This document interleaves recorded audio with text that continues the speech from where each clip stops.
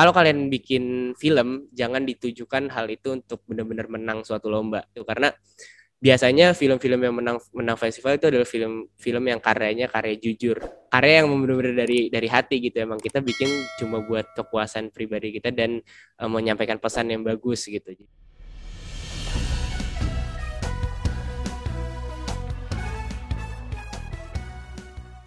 Salam perspektif baru. Kita berjumpa kembali di acara favorit kita semua, wawancara khusus perspektif baru bersama saya, Hayat Mansur, sebagai host.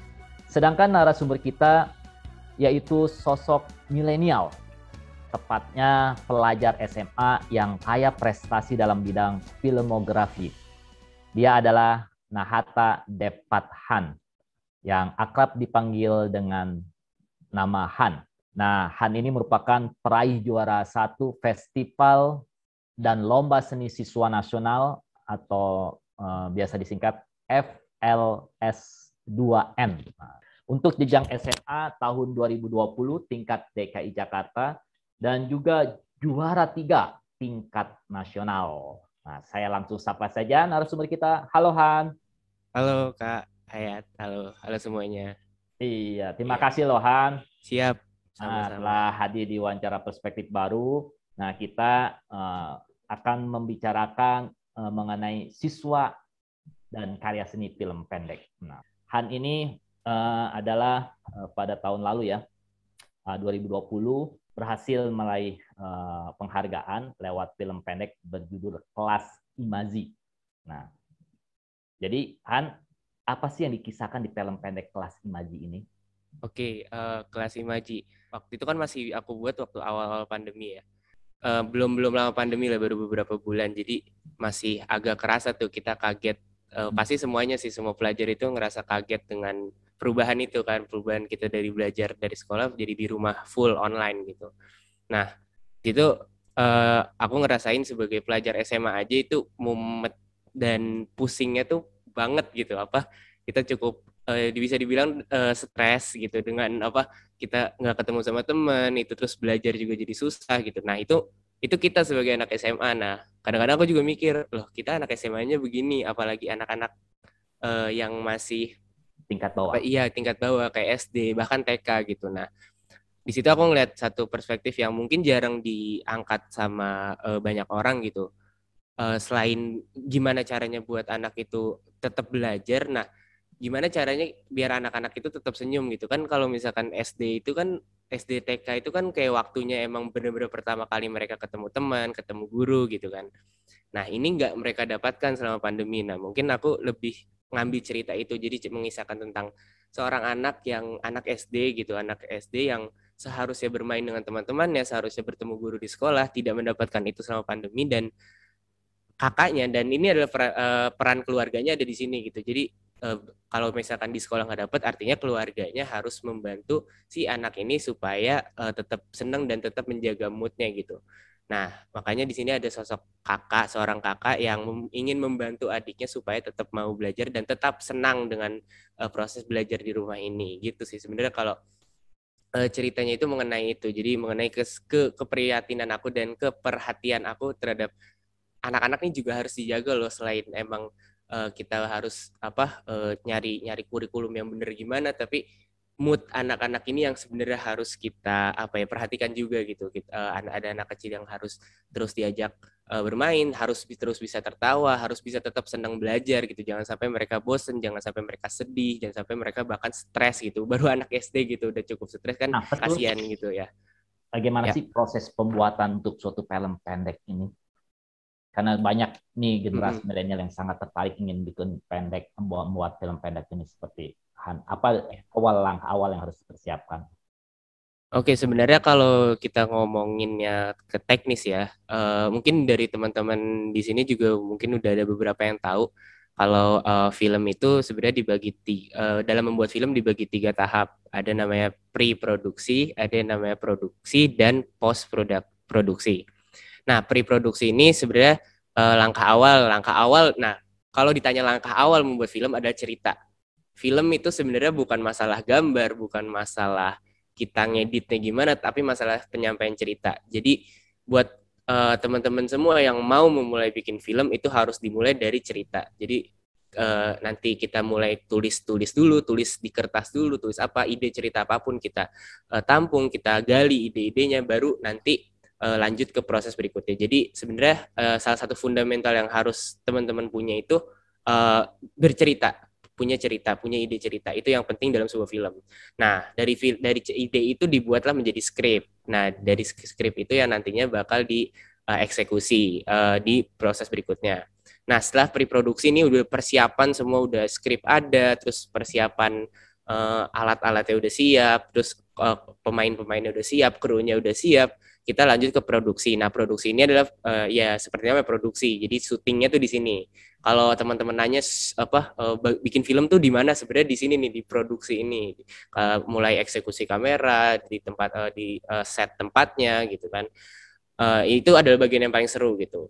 Nah, setelah itu ada yang terakhir namanya post produksi, atau setelah produksi kita melakukan post produksi, yaitu ngedit filmnya, terus ngedit warnanya, tambahin musik segala macam, terus juga berlanjut ke distribusinya juga, dan misalkan kita mau masukin ke lomba, masukin ke festival, itu masuknya ke post produksi. Jadi itu sebenarnya simpelnya ada 3 tahap itu. Jadi yang pertama pre-produksi, produksi, dan juga post-produksi. Nah, bagaimana dengan Anda bisa mendapatkan ide cerita? Karena ide ceritanya awal untuk membuat sebuah film. Iya, ide cerita. Kalau ngomongin ide cerita dalam sebuah film, secara umum sebenarnya kebanyakan dari kita yang membuat film itu kebanyakan dari idenya itu dari keresahan pribadi kita. Jadi apa yang kita lagi pikirin nih, apa yang kita lagi pokoknya lagi kita pikirin gitu. Sama sebenarnya kayak halnya kalau ditanya gimana orang yang bikin musik gitu. Orang yang bikin musik punya ide buat nulis lirik, punya ide dari itu dari mana? Kebanyakan mereka kan dari keresahan pribadi mereka gitu. Mereka lagi misalkan punya masalah sama temennya gitu, ada tentang persahabatan, terus dia bikin lagu tentang persahabatan. Sama halnya juga kayak film gitu. Contohnya kayak tadi itu yang film Kelas Imaji. Aku punya keresahan pribadi tentang bagaimana kita harus menjaga mood dan menjaga kesehatan mental pada anak gitu. Nah, dari ide tersebut, dari keresahan tersebut, aku jadikan sebuah ide. Nah, dari ide itu baru di breakdown ke cerita. Jadi nggak muluk-muluk cerita tuh bener-bener harus, kalau bikin film harus bikin cerita yang wah, harus cerita yang ini dalam deep. Sebenarnya dilihat dari dari hal-hal yang terjadi di sekitar kita, itu udah jadi suatu ide gitu, udah bisa dijadiin suatu cerita yang menarik dan juga memiliki muatan pesan yang bagus gitu. Contohnya yaitu yang tadi yang aku bilang. Atau misalkan nih, kalau misalkan kalian memang lagi resah lagi karena sekolah banyak PR, ya udah bikin cerita aja dari kebanyakan PR gitu, nanti di breakdown lagi, dan ternyata itu turn out bisa bikin cerita-cerita baru yang unik dan menarik juga. Jadi ide cerita sebenarnya munculnya dari keresahan pribadi sih kebanyakan. Bagaimana Anda memilih para pemain? Karena ini kan dalam sebuah film pasti harus ada peran antagonis, protagonis. Nah, bagaimana bisa menentukan dalam usia muda ini bahwa ini cocok untuk peran antagonis, bahwa ini cocok untuk peran protagonis? Suatu hal yang aku belajar dari menjadi seorang filmmaker ya, jadi seorang sutradara, itu kita harus peka, harus harus peka terhadap keadaan dan peka terhadap cerita sebenarnya. Aku dulu kan suka banget nonton film. Nah, kadang-kadang kalau nonton film tuh aku nggak cuma ya nonton ceritanya aja sampai selesai gitu, ikut seru, tapi aku peka terhadap hal-hal kecil. Ini karakternya kok mukanya yang jahat, antagonisnya bisa ngeselin sih mukanya gitu, atau yang protagonisnya kok kita bisa ngerasa kasihan sih. Nah, itu peka terhadap hal-hal kecil, dan itu sebenarnya dilatih misalkan kalian lagi ketemu orang terus kalian cuma perhatiin aja gerak-geriknya, cara ngomongnya, dan itu benar-benar ngebantu ketika aku bikin suatu karakter di sebuah cerita. Aku misalkan butuh seorang karakter yang seorang remaja yang keras gitu, seorang remaja yang nakal gitu. Nah, aku kan sering ketemu teman-teman aku yang emang karakternya kayak gitu. Oh, gerak-geriknya tuh gini, cara ngomongnya gini. Nah, dari situ baru aku cari orang-orang yang emang bisa acting, terus aku tes untuk baca naskah, baca apa, dan kalau memang sesuai dengan kepekaan yang aku rasakan sebelumnya, langsung aku ya udah lu main di film gue gitu, oke. Gitu. Jadi yang harus dilatih itu sebenarnya kepekaan sih. semua orang peka sebenarnya, tapi gimana seberapa sensitifnya kepekaan itu yang jadi concern kita sebagai filmmaker dan sutradara dalam memilih peran dalam suatu film gitu. Bagaimana Anda akhirnya bisa mengikuti beragam festival dan akhirnya menang? Nah, ini juga penting bagi para milenial, mungkin butuh informasi bagaimana sih untuk bisa ikut ajang-ajang lomba atau festival. Ya, aku juga baru sebenarnya masuk ke dunia film dan festival perlombaan ini juga baru 1 tahun, dan dalam perjalanan 1 tahun ini benar-benar ngebuka pintu baru dan ngebuka mata aku banget kalau ternyata di pandemi gini justru makin banyak gitu perlombaan-perlombaan film pendek gitu, khususnya buat teman-teman yang masih pelajar. Itu ternyata di internet, di sosial media itu banyak banget informasinya, banyak banget ada platform-platform yang emang ngadain festival-festival itu, dan mereka kebanyakan membuka benar-benar untuk umum dan pendaftarannya gratis gitu. Jadi siapapun memiliki kesempatan yang sama untuk ngikut ke festival itu, tinggal ya udah kita punya karya terus diikutin ke lomba ini lomba itu gitu. Jadi banyak informasi di internet tuh, banyak banget informasinya. Nah, ada satu catatan buat aku kalau misalkan memang kalian mau masuk ke dunia, kalau teman-teman mau masuk ke perlombaan dan festival, kalau kalian bikin film jangan ditujukan hal itu untuk benar-benar menang suatu lomba,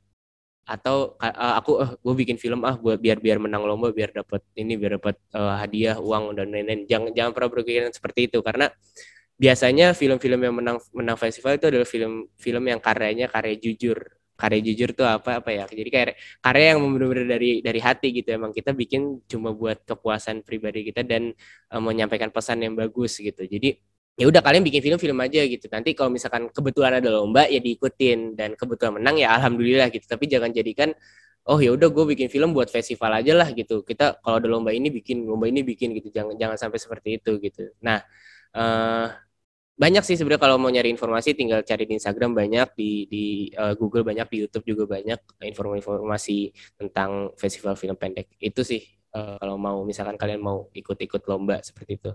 Terima kasih Hans atas inspirasinya. Ya. Jadi yang terpenting satu lagi, saya hanya menggarisbawahi, buatlah film dari hati, bukan untuk ikut lomba. Betul. Sampai jumpa di wawancara perspektif baru berikutnya.